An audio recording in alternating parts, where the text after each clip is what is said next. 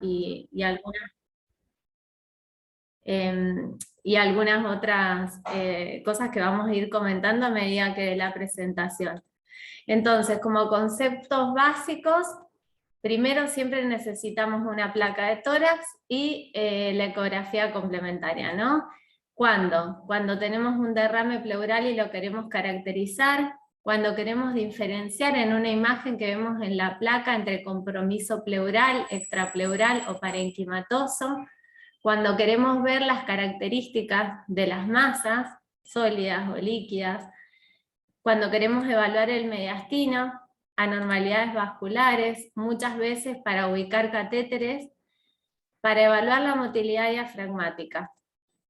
Entonces, para empezar, en un hemitórax opaco podemos tener ante tres situaciones de una imagen radiográfica con un hemitórax opaco, una imagen de consolidación pulmonar con broncograma aéreo, una imagen de una masa neoplásica o una imagen más bien sólida, de características también neoplásicas, pero con áreas hipoecoicas. En la placa lo vemos como radiopaco y con la ecografía diferenciamos algunas características.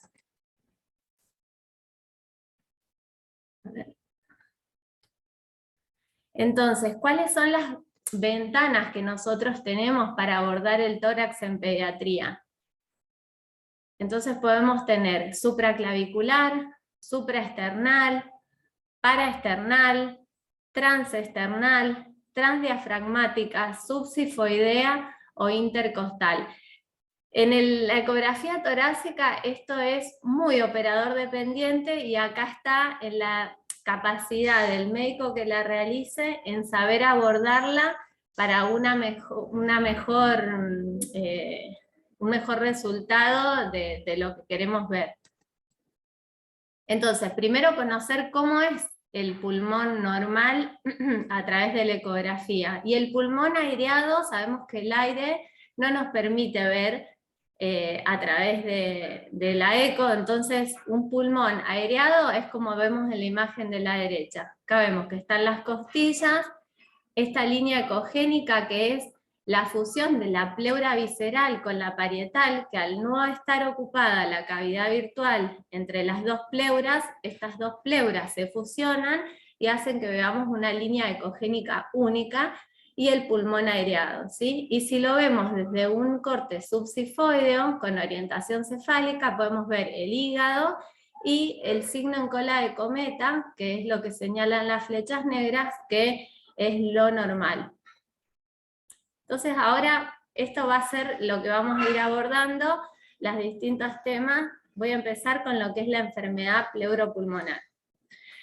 En la enfermedad pleuropulmonar, la indicación más habitual y de todos los días, y sobre todo de pacientes en terapia, es la del derrame pleural. Entonces, siempre empezamos con un corte subsifoideo.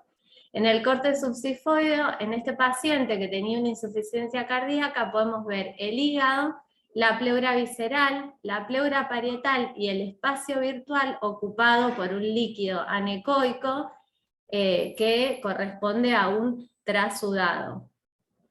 ¿Cómo lo medimos? Debemos hacer un corte longitudinal y un corte transversal.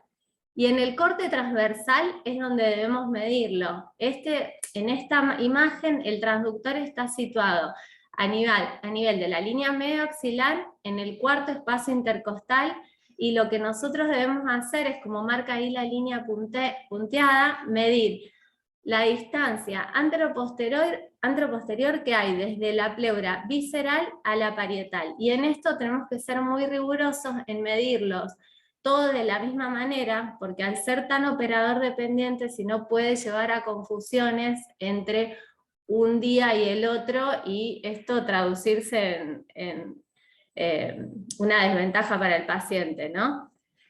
Es importante poner el Doppler color, ¿y por qué? Porque vemos, como vemos en esta imagen, el signo del líquido en el color, que se llama, que cuando es un líquido que es anecoico y que no tiene tabiques, se ve, como en la imagen de la izquierda, completamente con el color homogéneo.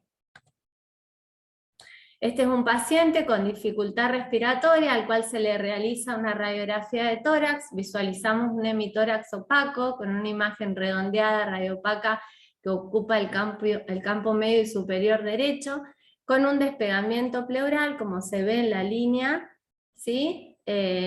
También homolateral.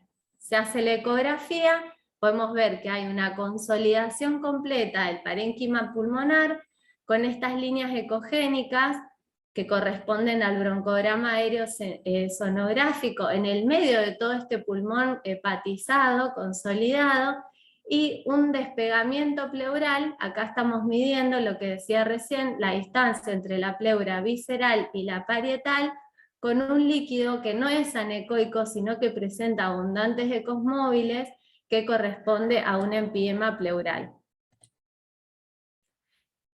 En este paciente, y acá en forma comparativa, podemos ver en la imagen de la derecha lo que acabo de describir, y en la izquierda un empiema pleural que ya pasó varios días, que se organizó, y al poner el signo al Doppler color, se ve que no se ve el signo del Doppler en el color. ¿Por qué? Porque está lleno de tabiques y está organizado, y esto nos da una pauta de que puede ser o que el tubo de drenaje que tiene el paciente deja de drenar, o sea, deja de venir el líquido, o que no, tampoco requiere una nueva punción y quizás directamente va a cirugía.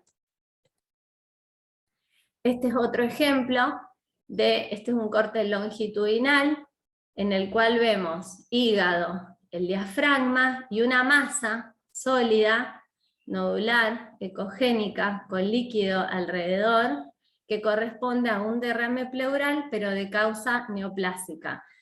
En este caso, bueno, la punción pleural obviamente va a mostrar células neoplásicas, pero nosotros viendo esta imagen ya podemos tener una presunción diagnóstica. En este caso era un osteosarcoma con metástasis.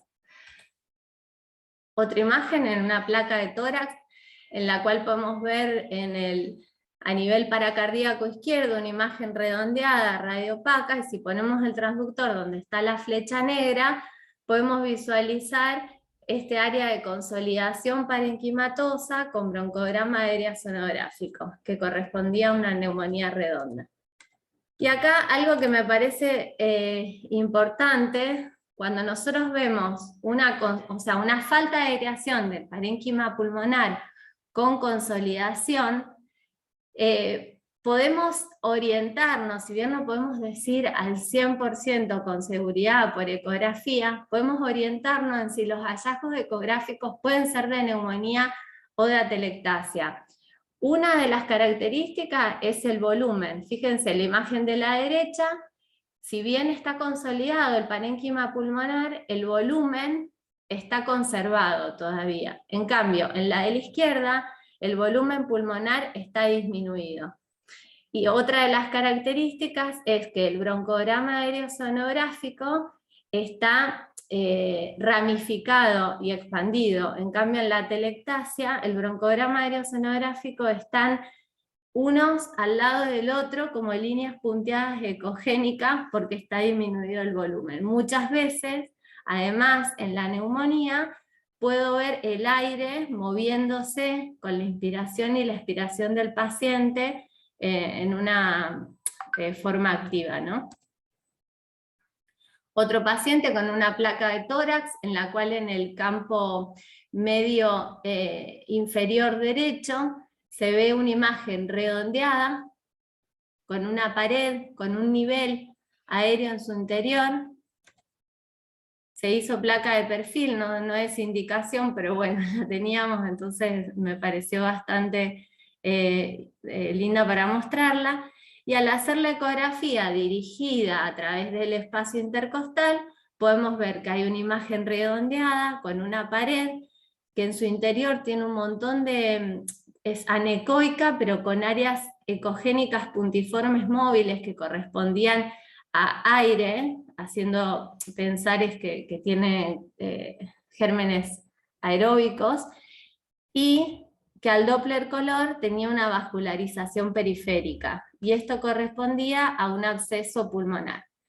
tenemos un absceso pulmonar, en el caso este podemos hacer el cambio o la rotación antibiótica, pero no requiere una tomografía si el paciente responde en 48 horas de tratamiento. Ya con la ecografía, o sea, la placa y la eco, podemos llegar a un diagnóstico. Otro paciente, vemos una imagen subpulmonar, el abordaje también es intercostal, en escala de grises vemos un área hipoecoica, acá con una pared un poco menos definida, más irregular, con aumento de la ecogenicidad alrededor, y al Doppler color se puede ver que hay vascularización conservada del parénquima pulmonar adyacente, pero no de la imagen anecoica que correspondía al absceso pulmonar. En este paciente se realizó tomografía por la duda entre absceso pulmonar y empiema, y tanto en la ventana pulmonar como en la ventana mediastínica se logra visualizar el realce con contraste, tanto de la pared como de los tabiques internos, con este contenido hipodenso en su interior, y además en la ventana pulmonar un montón de infiltrados alveolares adyacentes de compromiso.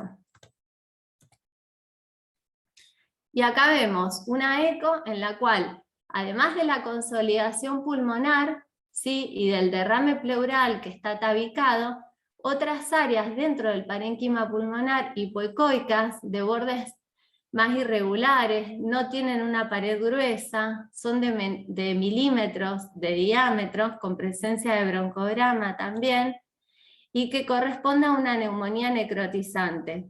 Acá se realizó tomografía, se ve el derrame pleural, el broncograma aerosonográfico, y todas estas áreas chiquititas, de menor tamaño, que no corresponden a un absceso, sino a una neumonía necrotizante. Bueno, y pasamos al mediastino. Para orientarnos en el mediastino, como siempre, para hacer la ecografía tenemos que ordenarnos nosotros por dónde vamos a abordarlo al mediastino para sacar más rédito del estudio, ¿no? Entonces, a grandes rasgos, sabemos que el mediastino se divide en anterior, medio y posterior, ¿sí? El anterior va por toda la pared posterior del esternón y las caras anteriores de los arcos costales. Esa sería la pared anterior, y la pared posterior pasa por la tráquea, por el borde anterior de la aorta ascendente y las cámaras anteriores cardíacas, ¿sí? ¿Qué encontramos en el mediastino anterior? El timo, puede haber una tiroides ectópica, ganglios linfáticos, en su gran mayoría, que pueden estar en cualquier lugar del mediastino, y los vasos mamarios internos. Y entonces vamos a hacer hincapié en el timo, que es tan importante en pediatría. Primero, conocer cómo es el timo normal, sobre todo en los lactantes. Un timo que puede asustar puede tener una forma característica, como en forma de vela, como vemos en esta placa de tórax, esa forma triangular, y que si nos queda alguna duda podemos hacer alguna ecografía como un estudio no invasivo. ¿Y qué es lo que vamos a ver? Entonces, el abordaje del timo lo hacemos a través de la ventana supraesternal, ¿sí?, con orientación hacia los pies o caudal, ¿sí? ¿Y qué vamos a ver? Vemos acá las cámaras cardíacas, el lóbulo derecho del timo, el lóbulo izquierdo del timo, y que tiene una ecogenicidad que es un poco más hipoecoica con respecto a la tiroides y un isoecoica al hígado, ¿sí? Tiene esas finas estrías vasculares que son normales. Además, otra de las características del timo es que nunca va ni invadir ni desplazar estructuras, ya sea vasculares, o sea, de los grandes vasos, ni cardíacas. Acá en este corte vemos lóbulo derecho y lóbulo izquierdo, se ve el hilio de la pulmonar con la rama derecha y la izquierda, ¿sí?, la aorta y la vena cava, y fíjense que ninguna pierde el calibre ni está comprimida, el timo tiene unos bordes bien definidos y se amolda al mediastino. Acá alguna de las imágenes típicas del timo, cómo las podemos ver en la placa de tórax y cómo las podemos ir a buscar, la silueta en ola, en vela, en muesca. Y algo que es importante es que se modifica con el ciclo respiratorio. Entonces, en inspiración, el lóbulo, por ejemplo, como se ve en esta placa, en inspiración el lóbulo derecho baja, y en expiración, donde el pulmón se colapsa, el lóbulo sube, ¿sí? Esto, si nos queda alguna duda y es necesario hacer una radioscopía, se puede ver claramente.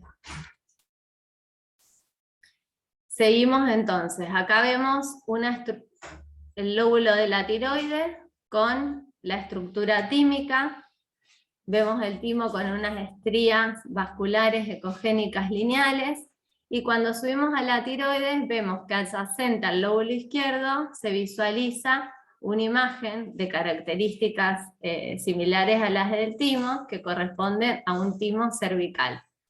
Esta es un hallazgo que puede ser bastante más normal de lo que se cree y que muchas veces se lo visualiza como hallazgo. En el caso de este paciente se veía una tumoración en el cuello del lado izquierdo y bueno, que correspondía al timo cervical. Bueno, en esta placa de tórax vemos que hay un ensanchamiento del mediastino con un lóbulo izquierdo que tiene una formita conservada, pero la silueta cardíaca está agrandada, ¿no? Entonces hacemos una ecografía, a nivel supraesternal se coloca el transductor, vemos el corazón, el timo aumentado de tamaño, pero la ecoestructura del timo está conservada. Este era un paciente que hizo una hiperplasia tímica de rebote, había sufrido una bronquiolitis, una IRAP, y a los meses el timo hizo la hiperplasia de rebote y aumentó de tamaño. O sea, si bien la placa de tórax asustaba, con la ecografía pudimos quedarnos tranquilos y probablemente si esta radiografía o la eco se repitiera en unos meses, volvería a la normalidad, al tamaño normal.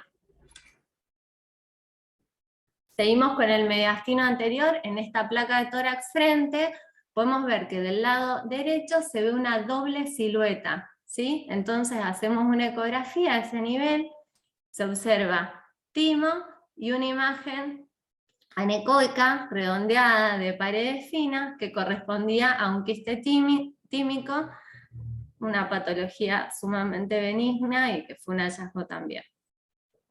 Ahora, en esta placa de tórax veo un ensanchamiento del mediastino, ¿sí? Y no tiene unos contornos muy respetados ni para pensar en timo, ni para pensar en que son estructuras vasculares. Con la ecografía vemos el timo aumentado de tamaño, con una estructura más alterada, ¿sí?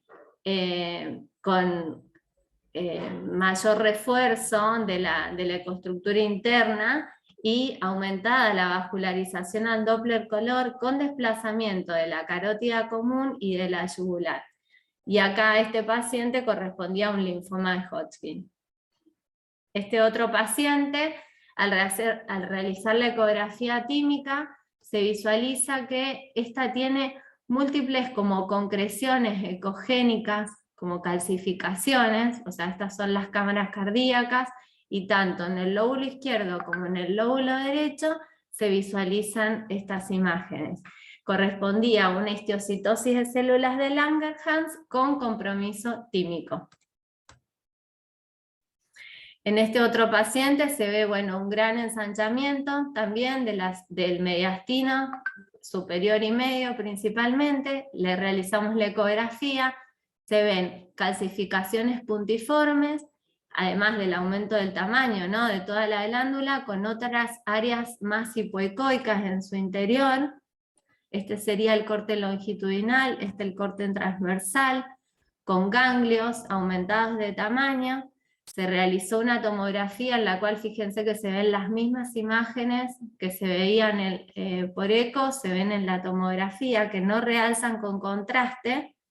Acá en el corte de la arteria pulmonar con la división se visualiza que rodea todas las estructuras vasculares y también correspondía a una histiocytosis con compromiso multisistémico, o sea, con compromiso del timo. En esta placa de tórax, en este paciente se visualiza una imagen radiopaca, también que hace silueta con el borde cardíaco derecho, ¿sí?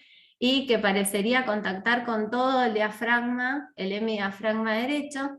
Se realizó la ecografía desde una ubicación subsifoidea o transdiafragmática derecha, se observa esta imagen ecogénica.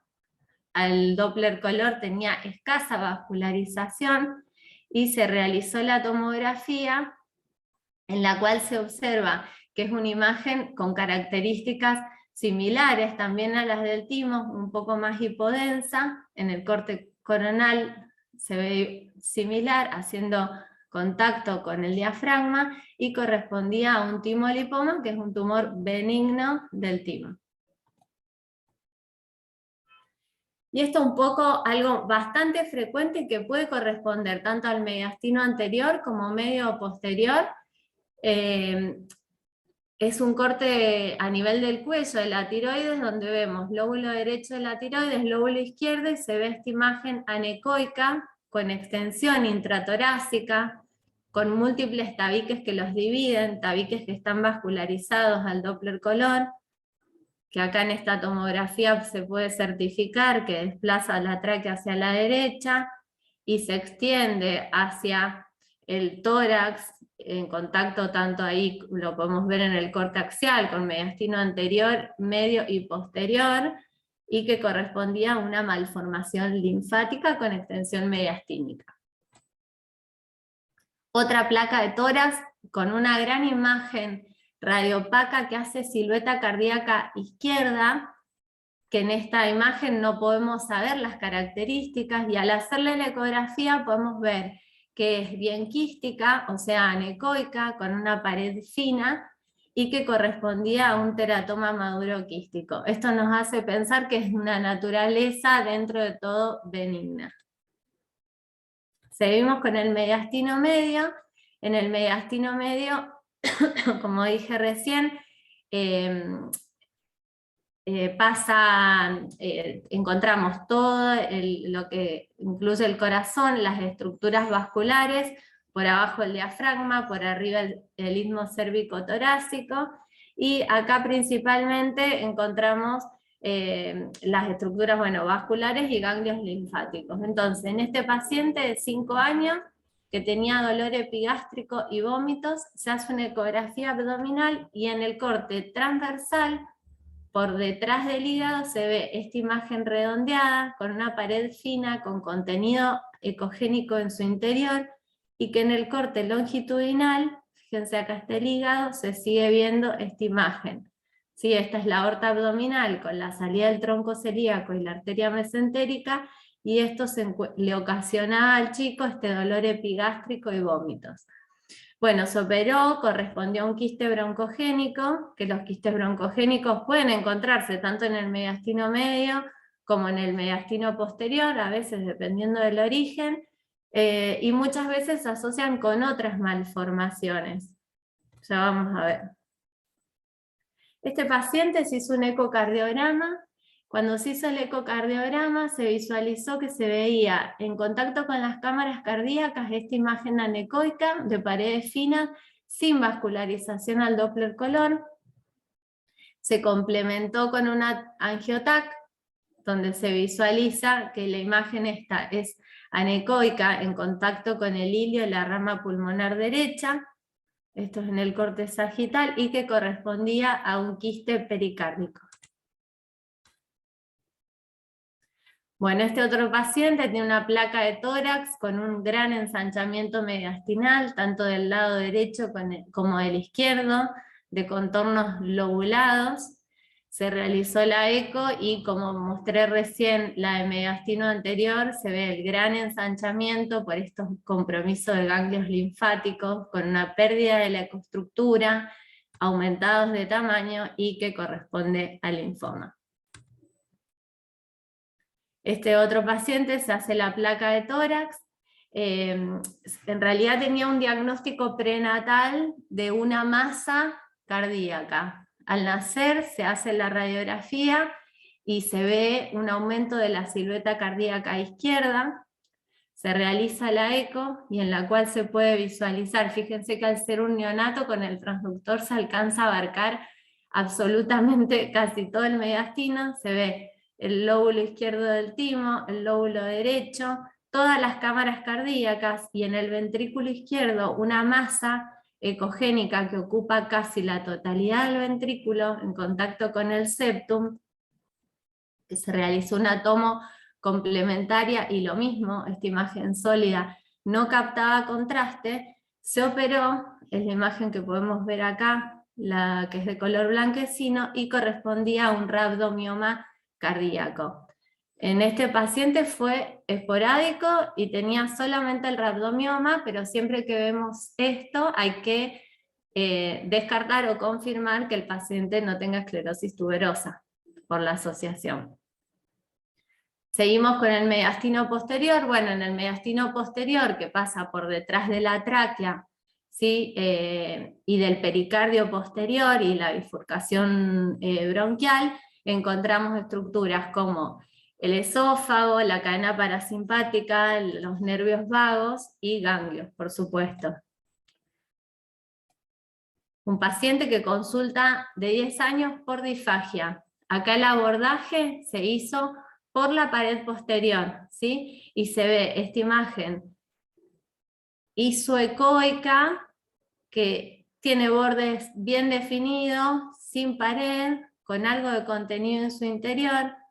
Se realizó la tomografía y fue un quiste de duplicación esofágica. Tenemos que saber que el esófago normalmente por ecografía o se ve con contenido aéreo o no se ve porque está colapsado. Si nosotros vemos un esófago distendido en un paciente que está ayunado, por supuesto, y bueno, con una imagen redondeada como vemos acá, tenemos que pensar en algo patológico y el quiste de duplicación esofágica es algo que es bastante frecuente en la etapa pediátrica.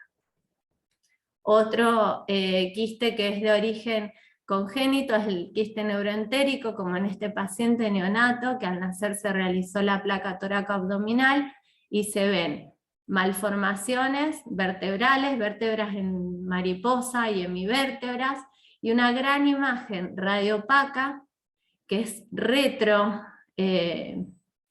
cardíaca, ¿sí?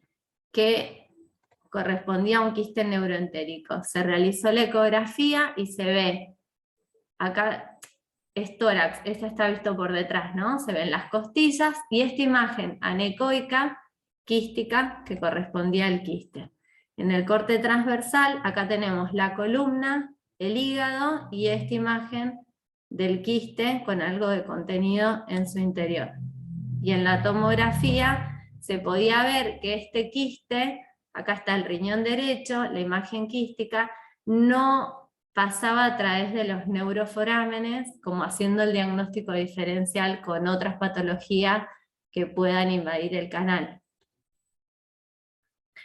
Otra imagen que es del mediastino posterior, que ya en la placa se puede ver, la doble silueta, radiopaca. En la placa de perfil se ve que esta masa hace contacto con los cuerpos vertebrales posteriores, y al hacer la ecografía podemos definir que esta masa es sólida, con una ecoestructura bastante homogénea, con algunas microcalcificaciones, y lo primero que tenemos que pensar es en tumores de origen neuroblástico. Por la edad del paciente, que este era un chico grande, y por una masa que parece que tiene una evolución benigna, pensamos como primer diagnóstico ganglioneuroblastoma, después se confirmó con la anatomía patológica. Este otro paciente era un chico grande, de 10-12 años, que consultaba por disfagia, y en la placa de tórax ya se ve en todo el hemitórax derecho, se ve una masa retrocardíaca, radiopaca, como con estrías longitudinales. Al realizar la ecografía, en el corte longitudinal se logra visualizar esta imagen de una ecoestructura finamente heterogénea que está por detrás del hígado, bien retroperitoneal, con extensión retroperitoneal. Acá en el corte transversal se ve hígado y esta masa bien posterior. Se le realizó una serie de esófago gastrodenal y se visualizó que el esófago estaba muy distendido con un signo del desfiladero ocasionado por un aumento del espesor de las paredes esofágicas con pasaje filiforme hacia la cámara gástrica. Se complementó con tomografía tanto en corte axial como sagital y se visualiza que tiene una pared engrosada con contenido y correspondía a un leiomioma esofágico, que si bien no es una patología muy frecuente en pediatría, dentro de los tumores esofágicos ocupa el 80%, es uno de los más frecuentes. Bueno, y pasamos a las malformaciones pulmonares congénitas, dentro de las que podemos tener una aproximación o un abordaje que nos dé algunos signos de ayuda por ecografía. Vamos a hablar de las CPAM, o mal llamadas MAC, como les decíamos anteriormente, con esto que van cambiando, y los secuestros broncopulmonares. Tenemos otras malformaciones pulmonares congénitas, pero vamos a hacer hincapié en estas. Sobre todo por las herramientas que nos da la eco y por la frecuencia que tienen. Este gráfico muestra la frecuencia de los casos que hubieron en nuestro hospital en un estudio que se realizó en 265 casos de malformaciones pulmonares congénitas. Entonces, las CPAM o MAC son masas congénitas quísticas y no quísticas, caracterizadas por amplia proliferación de los bronquiolos primarios en comunicación con un árbol bronquial anormal carente de cartílago. Muchas de estas tienen diagnóstico prenatal, ya sea por ecografía como con resonancia, que es uno de los estudios que se está haciendo últimamente, y se clasifican dependiendo del grado, del tamaño de los quistes y del origen que éstas tienen, en 4 tipos. La tipo 0 es incompatible con la vida, y ahora voy a ir mostrándoles cada una de estas con un ejemplo para ser más claro. En este paciente, que era un niño no tan bebé, con neumonías a repetición, consultó por dificultad respiratoria, se le realizó una placa y se logra visualizar que en la base pulmonar izquierda se observa una gran imagen aérea con una fina pared y un despegamiento pleural con presencia de neumotórax. Se realizó la ecografía y se visualiza que hay una imagen anecoica con fina pared y múltiples imágenes ecogénicas alrededor, como de broncograma aéreo sonográfico adyacente. Se realizó la tomografía, se logró visualizar que esta imagen aérea quística medía más de 2 centímetros, con un montón de otras más chiquititas alrededor, el parénquima pulmonar consolidado, el neumotórax, como se logra visualizar acá, y correspondía a una CPAM tipo 1, que la característica es que son quistes mayores de 2 centímetros. Un único quiste o múltiples, pero mayores de 2 centímetros, con broncograma aéreo adyacente sonográfico en este paciente en particular.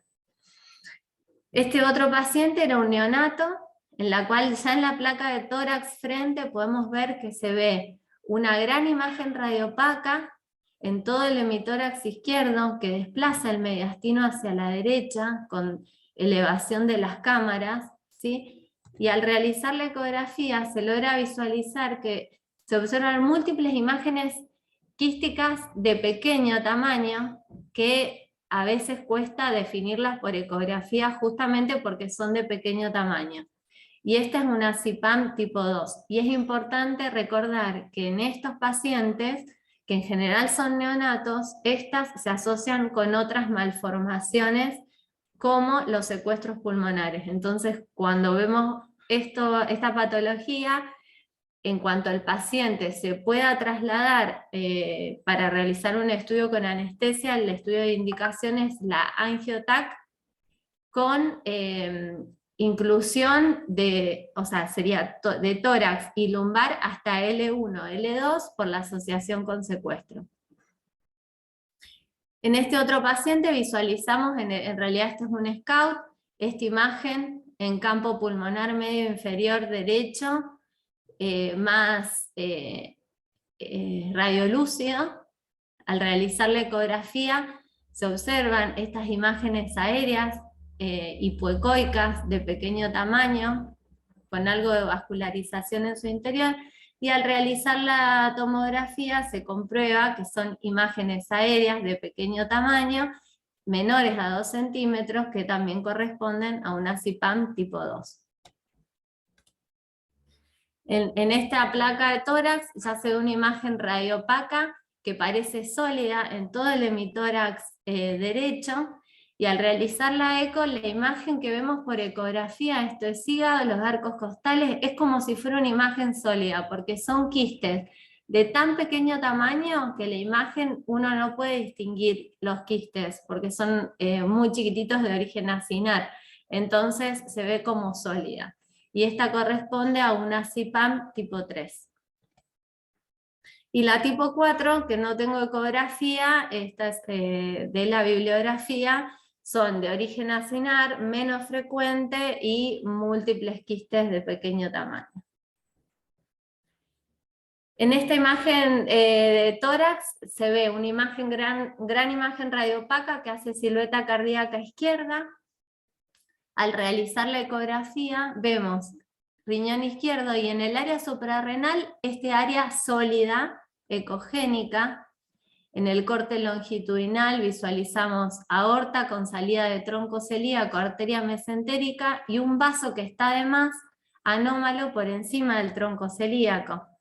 En el corte transversal lo mismo, se ve el tronco celíaco con la salida de la arteria hepática y un vaso anómalo hacia lateral. Al poner la curva espectral vemos que este vaso tiene un flujo arterial, o sea que nace de la aorta abdominal, se complementa con una angiotac en la cual se visualiza este mismo vaso que mostrábamos por eco, que se dirige hacia este área sólida que estábamos viendo, que correspondía a un secuestro pulmonar, y acá en la reconstrucción lo podemos ver mejor, el vaso anómalo irrigando esta masa de tejido pulmonar anómalo que no tiene comunicación con el árbol bronquial, que tiene una irrigación sistémica que nace de la aorta abdominal y que en general drenan a la vena cava, pueden irrigar a la vena pulmonar, drenan a las venas pulmonares, a la aurícula derecha o a veces inferiores. En este caso es un secuestro intralobar porque comparte la cubierta pleural con el pulmón, ¿sí? Estos son más frecuentes y en general se dan en pacientes que tienen, no son neonatos, que son por ahí lactantes o infantes un poco en la edad un poco más tardía. Y son más frecuentes que los extralobares. Otro caso, lo mismo, vemos riñón izquierdo, vaso, una masa por encima de la suprarrenal, sólida, con vascularización arterial al Doppler color, se realiza la angiotac, como decía recién, hasta L1, L2 el corte, se ve el vaso sistémico irrigando esta masa pulmonar anómala, pero en este caso es extrapleural, o sea, es un secuestro extralobar que no comparte pleura con el pulmón, acá se puede ver mejor en la reconstrucción, y que drena hacia la vena cava. Se ve en rojo, ¿sí?, la irrigación arterial, que en este caso era del tronco celíaco, y en gris el drenaje venoso anómalo a la vena cava inferior. Un secuestro extralobar infradiafragmático. Otro caso donde vemos en el SCOUT una masa radiopaca que parecería ser supra-infradiafragmática derecha, le hacemos la ecografía dirigida también a nivel posterior, se ve esta masa sólida, pero fíjense que tiene pequeñas áreas anecoicas, chiquititas, además. Se realizó la tomografía y en la tomo se pudo ver que tenía estas áreas anecoicas, eran quistes asociados al secuestro, acá se puede ver mejor, el secuestro, las áreas quísticas y la reconstrucción, y era un secuestro con una CIPAM tipo 1. Si bien dije que las CIPAM tipo 2 son las que frecuentemente asocian secuestro, pueden ser ambas. Lo mismo, otra masa con vascularización, se realiza la tomografía, se ve el vaso arterial y corresponde a un secuestro en asociación con MAC tipo 2. Bueno, me voy a apurar un poquito por el tiempo. El otro pedido muy frecuente de ecografía, sobre todo en las terapias en la unidad coronaria, es la evaluación del diafragma. Entonces, lo importante es que el diafragma lo tenemos que ver, empezar visualizando desde subsifoideo, ¿sí? Ver el hemidiafragma derecho y el izquierdo, y que en inspiración los dos desciendan y que en expiración los dos asciendan, y que no haya una simetría en la amplitud de excursión ni una simetría en la inspiración y expiración, o sea que no sean balancín.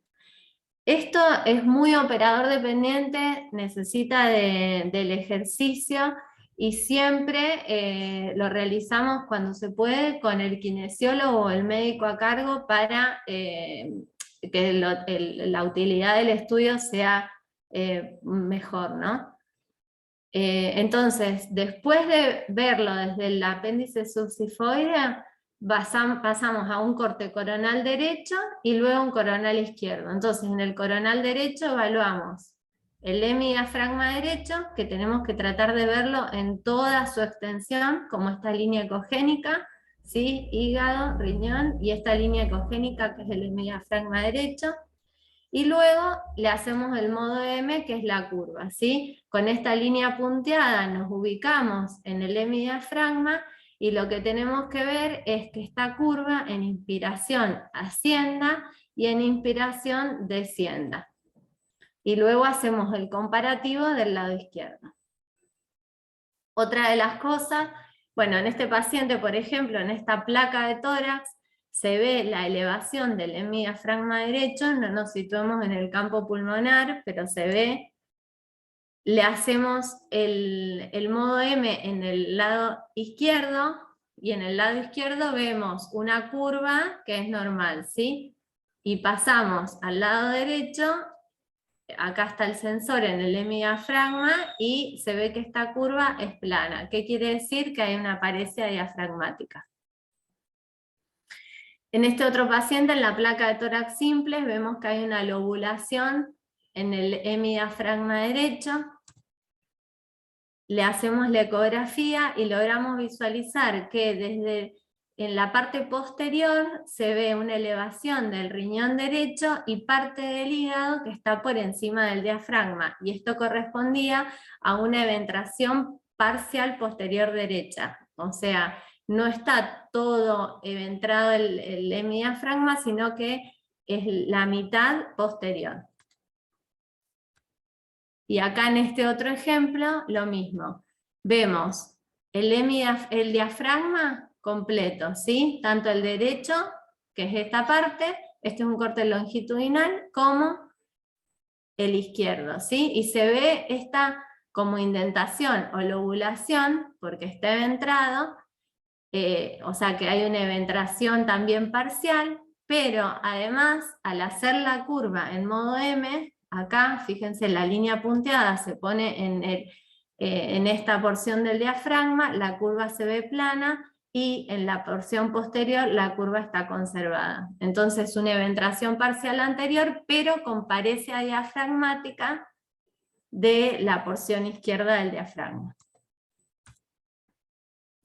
Esta es una placa tóraco-abdominal de un neonato con una hernia de Bos-Dalecht que lo puse porque es algo bastante frecuente en las neos. Siempre hacemos la ecografía complementaria, en este caso veíamos que había parte del hígado, la vesícula biliar y el intestino que se ubicaban intratorácico. Fíjense, acá está el hígado en contacto con un pulmón que está colapsado, con falta de aireación y algo de líquido pleural, y que correspondía a una hernia de Bogdaleg. Y por último, siempre la evaluación de la pared torácica como las partes blandas de cualquier lugar del cuerpo, pero lo más frecuente que podemos ver son los neurofibromas, que frecuentemente en los pacientes con neurofibromatosis, como unas imágenes que son ovoideas o fusadas, que se encuentran en el espesor del tejido celular subcutáneo y que tienen esta ecogenicidad característica, con bordes bien definidos y que en general siguen el recorrido de los nervios. Otro tumor que no es tan frecuente, pero que hemos tenido varios casos, como el blastoma pleuropulmonar, en este caso era izquierdo, y se ve como una masa sólida que desplaza las estructuras vasculares. En este otro caso, ya en la placa de tórax, veíamos que había, además de que el paciente tenía dolor, se veía una imagen radiopaca que abría los arcos costales.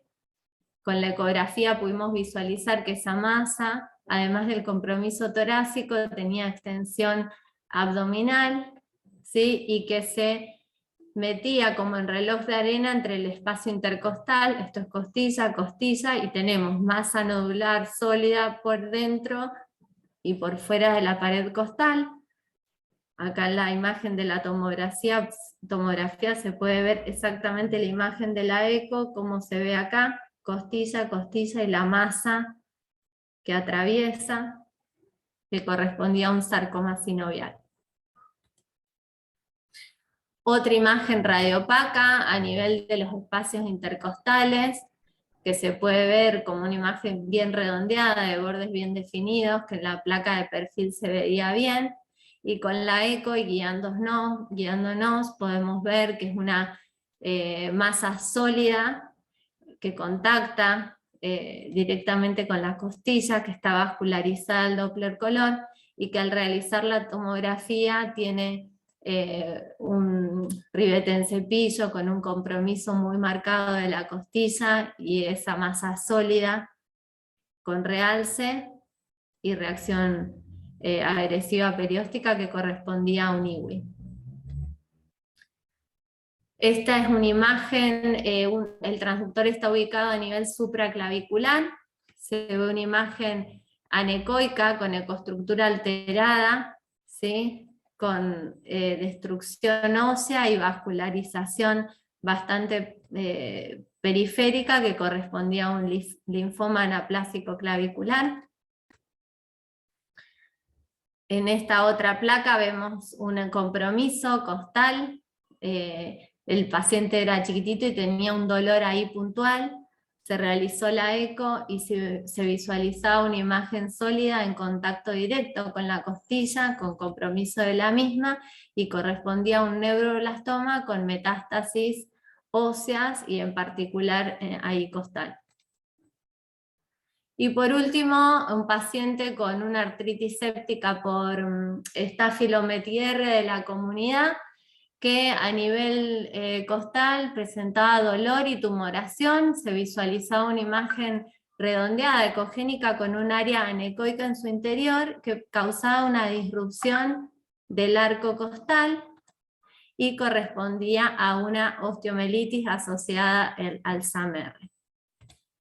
Bueno, como conclusión, siempre lo que dije, la ecografía es complementaria siempre a la radiografía, y es una herramienta que nos va a guiar para dirigir el próximo estudio si es la necesidad que tengamos de realizarlo, ya sea de TC o de resonancia. Muchas gracias. Muy bien, excelente Pau, estuvo muy buena. La presentación sumamente completa de todas las patologías tenemos. Varios Todo ejemplos. completo. Sí, Sí, excelente, me gustó muchísimo. Excelente. Eh, gracias. si tienen alguna, en el chat pueden escribir si es que hay alguna pregunta para la doctora. Excelente. Excelente. Esperamos un ratito, a mí me ha gustado muchísimo la presentación, muchas imágenes, digamos, quedan bastante en claro. Hay que animarse, me parece, a hacer la ecografía de tórax, tenemos que aflojar la mano y hacernos de causística, como estás mostrando vos, de ver distintos casos y poder ayudar, de manera, quiero hacer, digamos, repetir lo que dijiste, que es de manera complementaria a la radiografía, la ecografía va a servir y a veces quizás nos quedamos con, digamos, conformes con lo que vemos en la radiografía y no avanzamos en otros estudios que generen irradiación. Me parece bastante Exacto, y sobre interesante. todo eso cuando son pacientes que están en terapia intensiva y que el traslado del paciente implica un montón de riesgos para el paciente, entonces está bueno tener esta herramienta de la eco que nos ayude a decir, bueno, resolvemos momentáneamente y cuando se pueda el paciente se traslada. Claro, tal cual. Acá hay una pregunta y preguntan si hay un valor para el timo, del tamaño del timo. ¿Te Ah, parece? no, No. no hay percentilos. Y acá está el criterio de, y bueno, que es tan operador dependiente, ¿no? Es la edad del paciente, o sea, tenemos que saber que los bebés tienen un timo más grande, que a medida que los niños van creciendo, el timo se va reemplazando por tejido adiposo y va disminuyendo de tamaño, que ante una infección, como el paciente que yo mostré del IRAP, puede haber un rebote tímico y aumentar la glándula de tamaño y que después esto vuelve. Y bueno, y siempre que no esté asociado a otras características del paciente, digamos, el buen estado general, que no haya pérdida de peso, como que hay un montón de criterios clínicos asociados, pero en cuanto a volumen ecográfico, no hay tablas ni percentilos del timo. Perfecto. Bien. Yael hace una acotación y nos dice que en su medio es muy importante también, o en nuestro medio, yo acá en Tucumán también tenemos mucha hidatidosis, Ujú. que por ahí también puede servir. No, no has mostrado, creo, imágenes de hidatidosis, pero quizás si tenés algo para comentar de eso. No, la verdad es que hemos tenido casos de hidatidosis, no, sí, y pulmonar, no mostré, pero porque quizás sí, por ecografía no tenía imagen, pero hemos tenido Claro. casos. Lo más frecuente es en hígado, ¿no? Y es verdad que cada vez se ve más, pero bueno, voy a ver si lo puedo La sumar. próxima. Sí, la realidad es que es muy amplio todo lo que es tórax Por y a supuesto. veces el gol estándar obviamente no es la ecografía, pero en el quiste hidatídico si uno tiene acceso con el transductor sí se puede ver. Claro, y avanzar en el estudio. Ujú. Bueno, la doctora Vanina dice que le llama la atención que varias de las imágenes las mostraste con el traductor convexo, ¿sí? ¿Usan ese traductor en primer abordaje o el lineal? ¿Cómo lo hacen? Bueno, siempre el primer abordaje es con el convex. Tenemos más profundidad y como que abarcamos más superficie, nos da una idea más panorámica en la ubicación y las estructuras adyacentes. Y el transductor lineal después da más detalle, más superficial, da más información, incluso a veces el Doppler, podemos ver la MIC con el Power Doppler o el Dynamic Flow, podemos discriminar mejor. Pero esto es re artesanal, en el tórax es muy artesanal y es probar con los transductores que tengamos y ver, mientras más información podamos conseguir de lo que estamos estudiando, mejor. Pero sí, los dos transductores son útiles. Son útiles. Muy bien. Acá Flor dice, quedé pensando cuando mostraste la imagen de la ecografía del absceso pulmonar que hicieron luego una TC para diferenciar el absceso de empiema. ¿Es común que se pida otro estudio luego de la eco para hacer el diagnóstico diferencial? Eso es ¿Se lo que decía, entendió? en realidad la tomografía estaría indicada cuando nos da duda de si es absceso pulmonar versus empiema y que hay algunas hay características distintivas para poder diferenciarlo por TC.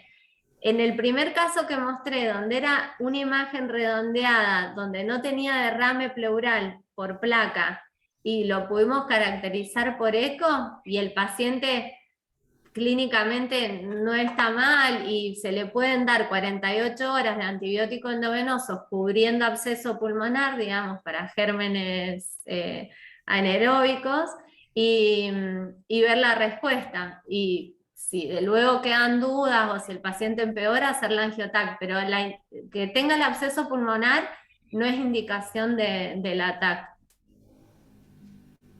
Claro, bien, perfecto. Todo esto en pos de disminuir la irradiación en los pacientes, ¿sí? Exacto. Es lo que Sí, estás queriendo decir. Y exactamente. acá nos preguntan si durante la pandemia se hicieron ecografías de tórax. Si tenés algún dato de eso, si tiene validez, ¿qué te parece? Porque en adultos se hizo mucho, pero ustedes hicieron ahí en el hospital, Eh, ¿o hicimos te parece? sí, hicimos muchas ecografías, pero no hicimos ningún estudio en particular por eco. Sí, sí se estudiaron pacientes con placa y con tomo, pero por eco no hicimos ningún estudio, ni Bien, tenemos conclusión. o sea, por ahora la idea es la misma que la que se tenía antes, de la utilidad de la radiografía en el tórax, Sí, sí, sí, sí. la patología, digamos, de la neumonía. Ujú. Muy bien, no hubo otras preguntas. Creo que estamos. Doy 2 segundos más como por si alguien quiere decir algo más. Y si no, comparto yo mi pantalla. Muchas gracias, Pau. No, Estuvo de muy nada, bueno. gracias a vos, Gonza. Gracias, Paula. Gracias. Muchas gracias, Paulita. Me hiciste recordar muchos tiempos míos en el hospital de niños. Así que un repaso que si vos veías estaba comentando yo también como si estuviera informando. Y me acuerdo cuando mostraste